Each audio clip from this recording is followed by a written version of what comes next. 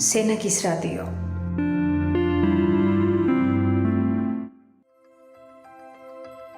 სკოლამდელი განათლება, თანამედროვე მიდგომები, ევროპული გამოცდილება, განათლების სახელმწიფო სტანდარტები. ამ და სხვა მნიშვნელოვან თემებზე ვსაუბრობთ დღეს გადაცემაში სკოლამდელი აღზრდა, რეფორმა და გამოწვევები. მოგესალმებით, მივესალმები რადიო მსმენელებს, გისურვებთ ბედნიერ დღეს. გაგიცნობით, მე ვარ ნინო ბურძენიძე, ადრეული და სკოლამდელი აღზრდისა და განათლების დარგის ექსპერტი.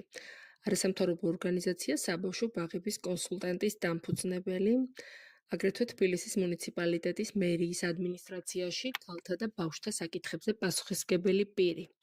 ჩემი საქმიანობის მთავარი პროფილი სკოლამდელი განათლების დაწესებულებების გაძლიერებაა და ჩემი ორგანიზაციის პროექტებიც ხორციელდება როგორც მუნიციპალურ საბავშვო ბაღებში, ამ მიმართულებით, ისე კერძო სექტორში. მისი მიზანი არის ხარისხიანი სკოლამდელი განათლების მიწოდების ხელშეწყობა. ძალიან საინტერესო თემაზე ვსაუბრობთ დღეს, ვფიქრობ, ეს საკითხები წარმოადგენს მთავრობისთვის პრიორიტეტულ მიმართულებას, სახელმწიფოსთვის პრიორიტეტულ მიმართულებას, განათლების სექტორის გაძლიერების თვალსაზრისით სკოლამდელი განათლების გამოტოვება ბუნებრივია შეუძლებელია, იმიტომ რომ განათლების ნომერ პირველი საფეხური, სადაც ბავშვი ყველაზე მეტ სწავლობს, არის სკოლამდელი განათლების დაწესებულებები. როდესაც პრიორიტეტულობაზე ვსაუბრობთ, აუცილებლად უნდა გავაკეთოთ აქცენტი იმაზე, რომ საერთაშორისო სივრცეშიც განვითარებულ ქვეყნებშიც სკოლამდელი განათლება ითვლება პრიორიტეტად და სახელმწიფოების მიერ ყველაზე მეტი თანხა სწორედ ამ საფეხურზე იხარჯება ბავშვების განათლება და განვითარებისათვის. და თანამედროვე მიდგომებს მსოფლიოში თუ დავაკვირდებით, ჰოლისტურ მიდგომებს ეფუძნება, აქცენტი კეთდება თამაშით სწავლებაზე, ბავშვების ჩართულობაზე, ბავშვებთან დიალოგზე, ინტერაქციულ მუშაობაზე, კვლევებზე, აღმოჩენებზე. ეს ყოველივე კი ხელს უწყობს ბუნებრივია ცოდნის შეძენას და გამოყენებას. ეფექტიანია როგორც წესი ასეთი ცოდნა ძალიან. აგრეთვე განსაკუთრებულ ყურადღებას იმსახურებს ჩვენი მხრიდან ახალი მიდგომები, რომელიც ორიენტირებული არის გარეთ სწავლაზე და ბუნებასთან სიახლოვეზე. ტყის ბაღების მოდელი არის თანამედროვე მოდელი მსოფლიოს წამყვან ქვეყნებში. დანიიდან დაიწყო ეს მეთოდი, სადაც ბავშვები და აღმზრდელები დიდ დროს ატარებენ გარეთ ბუნებაში, ტყეში, ეზოში და ბუნება გამოიყენება როგორც საგანმანათლებლო გარემო, სადაც ბავშვები სწავლობენ ბუნებრივი ობიექტებით თამაშს. თანამედროვე მიდგომების თვალსაზრისით ყურადღებას ყოველთვის იქცევს ბუნებრივია ევროპული გამოცდილება. ჩვენი კურიკულუმი, სასწავლო კურიკულუმი მოიცავს ბავშვთა უსაფრთხოებას, საგანმანათლებლო პროცესს. საგანმანათლებლო პროცესი არის ის ნომერი პირველი ამოცანა, რომელიც სკოლამდელი განათლების დაწესებულებებს აქვს და განათლება არის უმთავრესი კომპონენტი სკოლამდელი აღზრდისა და განათლების ნაწილში. ჩვენი კურიკულუმი, ამაზე ვსაუბრობდით, მოიცავს უსაფრთხოებას, ფიზიკურ გარემოს, ურთიერთობებს, ოჯახის და თემის მონაწილეობას და დაწესებულებების მართვას და შეფასებას. ამ ნაწილში ჩვენ ვეთანხმებით ევროპულ გამოცდილებას და როდესაც საქართველოს სტანდარტები მუშავდებოდა შემუშავების პროცესში, გათვალისწინებული არის და იყო ის პრინციპული ღირებულებები და მეთოდები, რაც წარმატების მომტანია სხვა ქვეყნებისათვის. 2017 წელს საქართველოში დაიწყო ადრეული და სკოლამდელი აღზრდის და განათლების სახელმწიფო სტანდარტების დანერგვის პროცესი და ბოლო 10 წლეული ჩვენი სისტემის განვითარებისთვის არის გარდამტეხი და ყველაზე მნიშვნელოვანი პერიოდი, როდესაც სკოლამდელი განათლების სისტემა მაქსიმალური აღმავლობა განიცადა და ეს ჩვენი, ესე ვთქვათ, განათლების სახელმწიფო სტანდარტები საფუძვლიანად ითვალისწინებს თანამედროვე ბავშვზე ორიენტირებულ მიდგომებს. ეს სტანდარტები ბუნებრივია ეფუძნება საერთაშორისო და ევროპულ გამოცდილებას და მიზნად ისახავს ბავშვის ყოველმხრივ განვითარებას, ფიზიკურ, სოციალურ, ემოციურ, კოგნიტურ მეტყველებას და ასე შემდეგ. რაც არის მთავარი ამ ასაკში ბავშვის გონებრივი განვითარებისათვის. რაც მთავარია, არ არის ფოკუსირებული მხოლოდ აღმზრდელობით ან ზრუნვით კომპონენტზე და სხვათა შორის ჩვენ ეს ორი კომპონენტი ვერ დავამარცხებთ დღესდღეობით საბავშვო ბაღებში.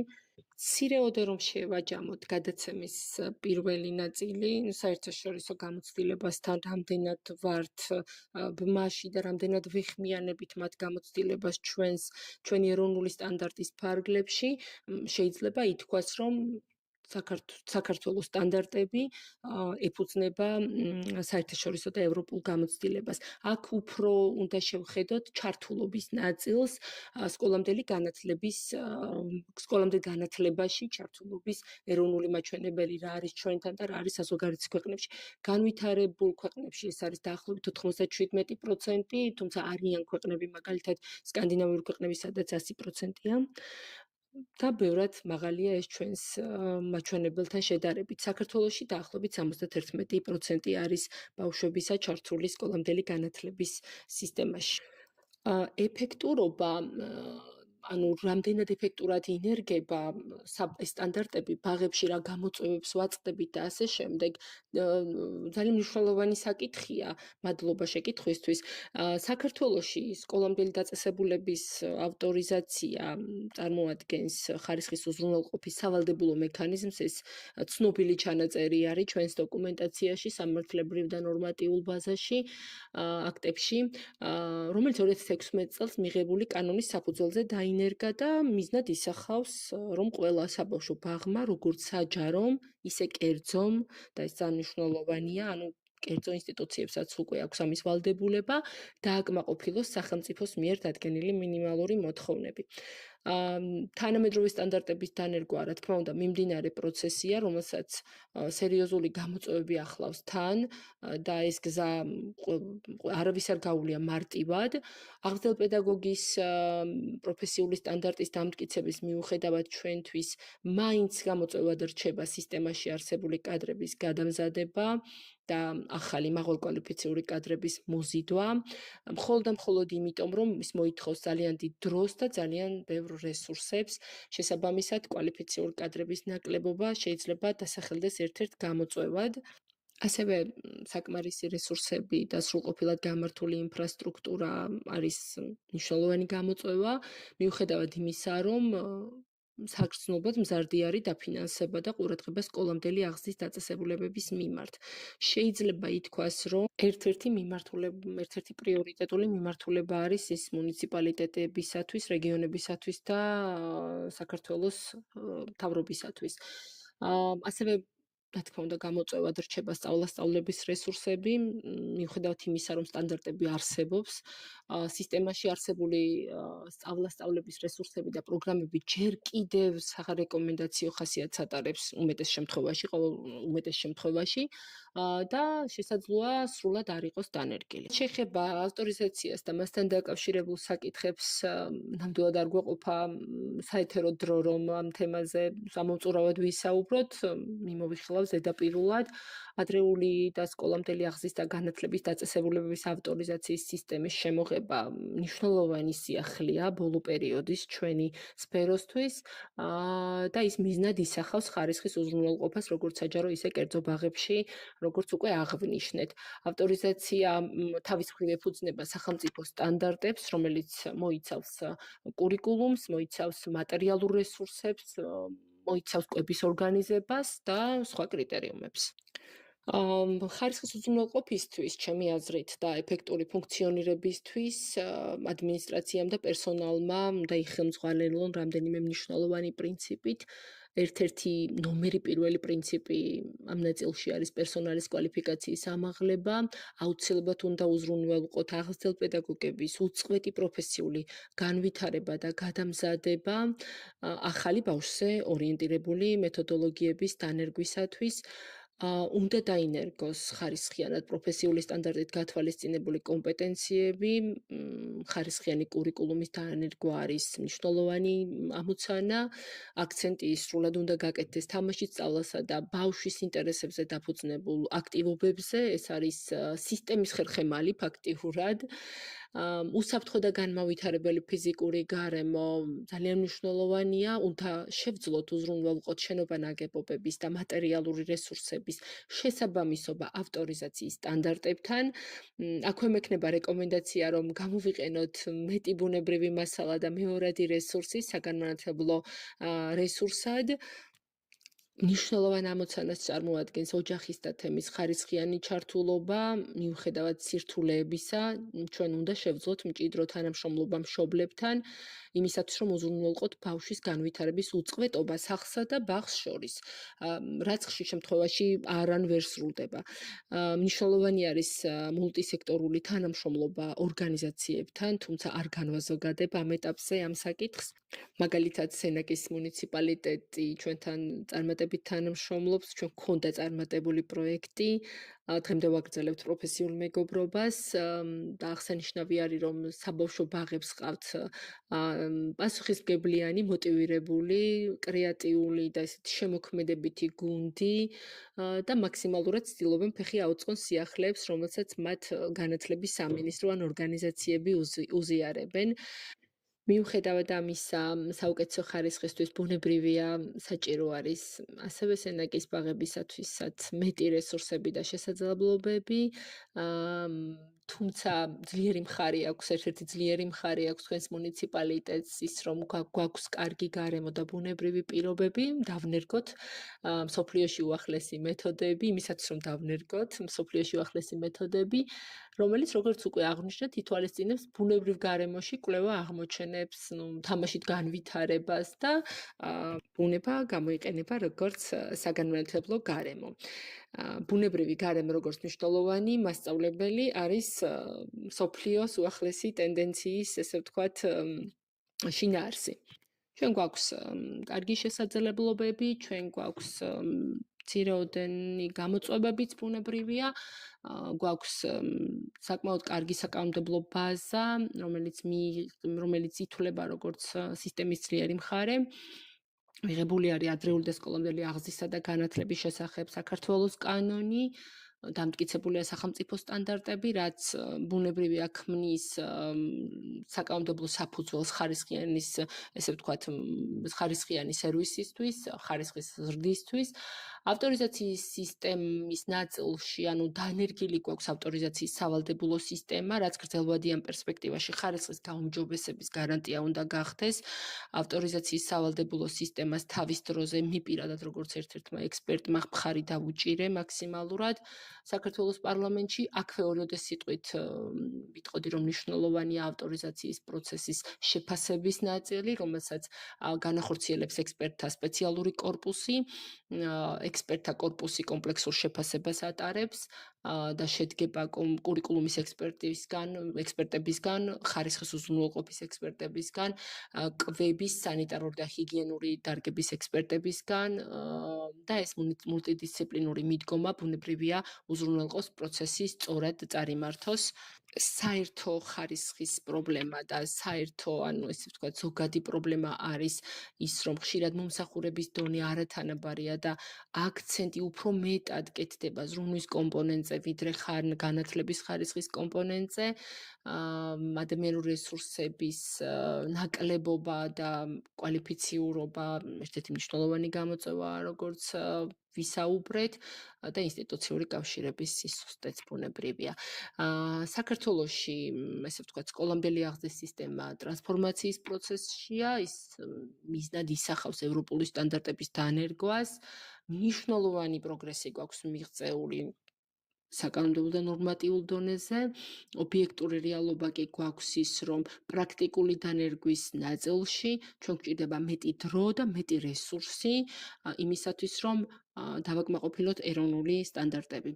ხელმისაწვდომობის კუთხითაც მეტნაკლებად გამოწვევების წინაშე ვდგავართ, თუმცა მიმდინარე, ესე ვთქვათ, პროცესები, რომლებიც ორიენტირებული არის სკოლამდელი განათლების სისტემის გაჯანსაღებაზე, რესურსებით აღჭურვაზე, ინფრასტრუქტურის მოწესრიგებაზე, კვალიფიციური კადრების გაზრდასა და, ესე ვთქვათ, მოზიდვაზე, მაძლევს იმედის საფუძველს და სკოლამდელი განათლების სისტემას საქართველოს მასშტაბით უსურვებ დიდ წარმატებას რომელსაც სჭირდება ბევრი ენერგია, ბევრი მოთმინება, დიდი ძალის ხმევა და საკმაოდ ბევრი რესურსები. მე დაგემშვიდობებით, მადლობას გიხდით მოწვევისათვის და ყოველთვის გისურვებთ საინტერესო ეთერებს.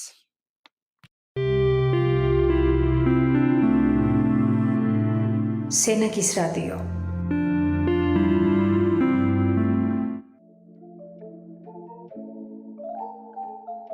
მოგესალმებით, მე ვარ თამარ კანთარია, მუშაობ სენაკის ნომერ მე-6 საბავშვო ბაღში, ასევე ვარ მოწვეული მასწავლებელი შოთა მესხიას პროფესიულ სასწავლებელში სენაკის ცენტრში. თავისუფალ დროს ძალიან მიყვარს წიგნების კითხვა და ქარგვა. ეს პროფესია ბავშვობიდან მეყვარდა და ბავშვობიდან მომწონდა. ძალიან მიხარია, რომ ეს გადაწყვეტილება მივიღე და დღეს ვარ მასწავლებელი.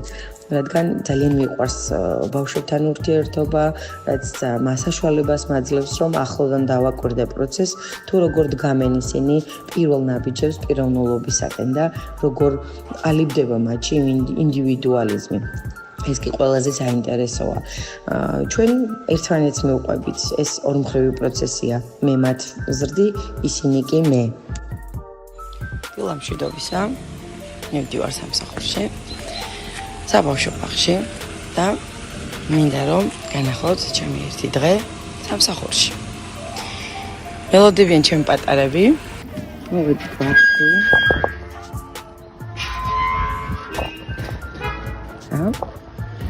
შეგიყვანთ ჩემს ოთახში.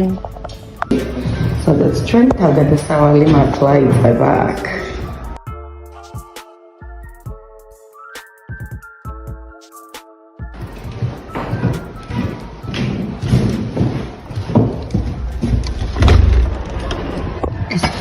საყვარლესი ხილები.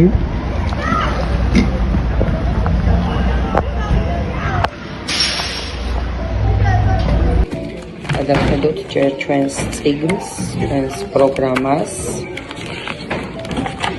ჩვენს გეგმებს, თუ რა გეგმები გვაქვს დღევანდელი დღისთვის. და შემდეგ მოვაგროვებ მასალებს, რომლებიც დამჭირდება დღის განმავლობაში. სანამ ბავშვები მოვლენ, გავამზადებ დღევანდელი დღის განართებს. ეს არის შემოდგომის ნობათის დაბინავება. ესეც შემოდგომის სფერია, სადაც ფოთლები უნდა დააფარონ, რომელიც მოაგროვეს ეზოში, თვითონ. მერცხალიც მოვიდა. დილამშვიდობისა.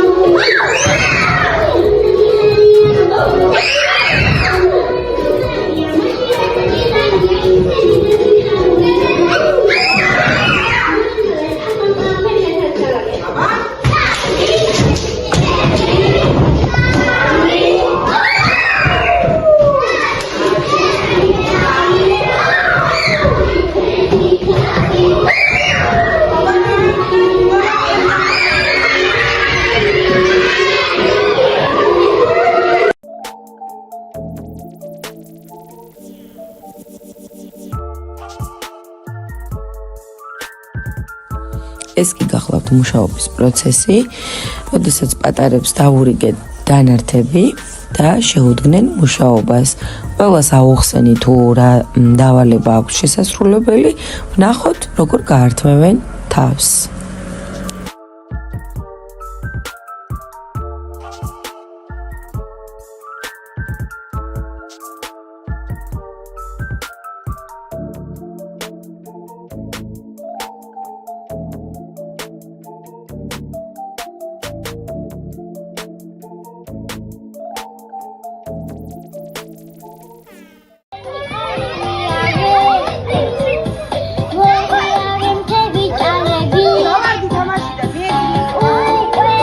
ეზოში თამაშობთ მოძრავ თამაშს, რომელიც ძალიან უყვართ პატარებს.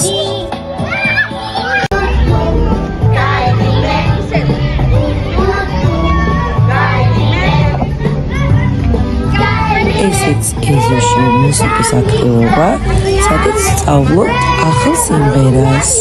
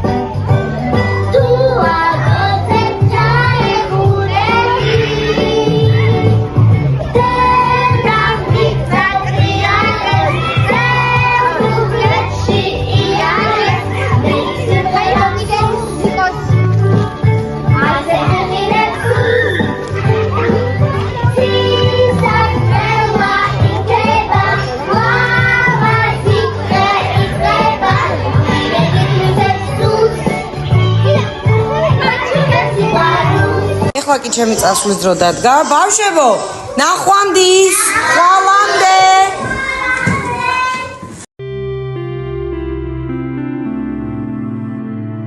სენაკის რადიო.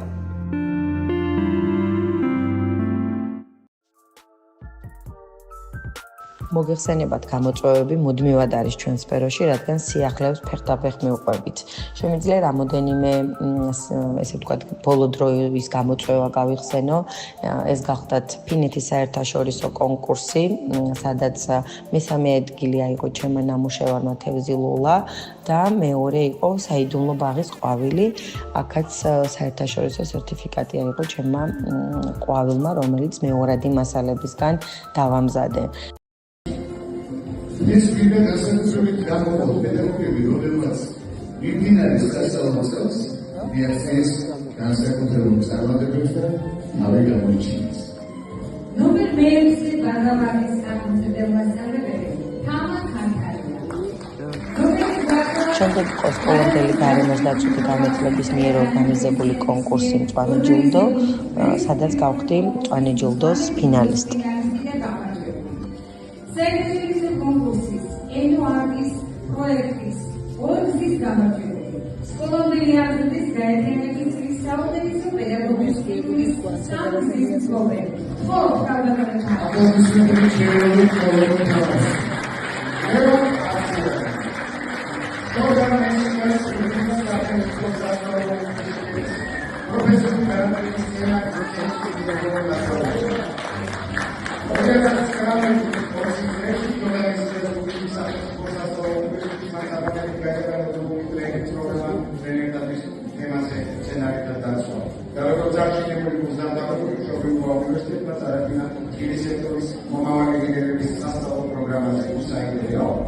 საქართველოს წინის წარმოებათა ასოციაციაში, სადაც 2009 წლიდან მუშაობდა აგროკონსულტანტად. შემდეგ იყო სკოლამდელი გარემოს დაცვითი განათლების მიერ ორგანიზებული კონკურსი მწვანე ჯილდო, სადაც გავხდი მწვანე ჯილდოს ფინალისტი.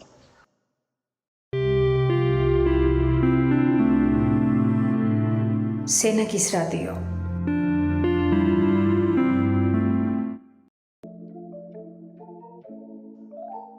ჩემი მისაბაძი პედაგოგი არის ჩემი პირველი მასწავლებლები, ბაღის მასწავლებელი და სკოლის მასწავლებელი, რომლებმაც დამიტოვეს ის თბილი და ის წარუშლელი მოგონება, რამაც გადამაწყვეტინა ალბათ მასწავლებლობა.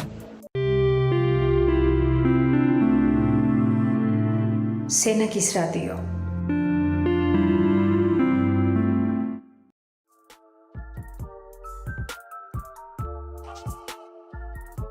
ყოველთვის ყოველთვის ვცდილობ იყო სიახლეების კვალდაკვალ, რადგან ტრენინგები, სემინარები, ვორქშოპები მეხმარება დავაგროვო, გავეცნო ახალ სიახლეებს, შემდეგ დავნერგო ეს ჩემს პრაქტიკაში, რაც ძალიან მნიშვნელოვანია და მეხმარება პროფესიულ ზრდაში.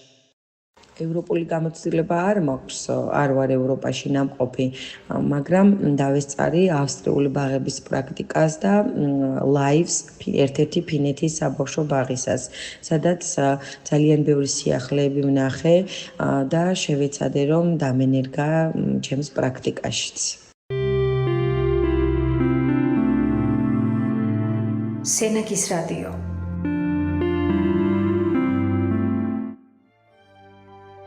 პიროვნული განვითარება ბაღის ასაკიდან იწყება. სწორედ ამ დროს იყრება საფუძველი, რომელზეც ადამიანი საკუთარ მეზს ძერწავს. თუ განათლების სისტემის სკოლამდელი საფეხური მთავარი პრიორიტეტი და საზრუნავია, საზოგადოება უფრო ჯანსაღი, ქვეყანა კი უფრო განვითარებულია. გვახსოვდეს, თანამედროვე მიდგომები, კვალიფიციური კადრები, განვითარებული ქვეყნების გამოცდილება და პატარების უპირობო სიყვარული ჯანსაღი საზოგადოების ბალავარია.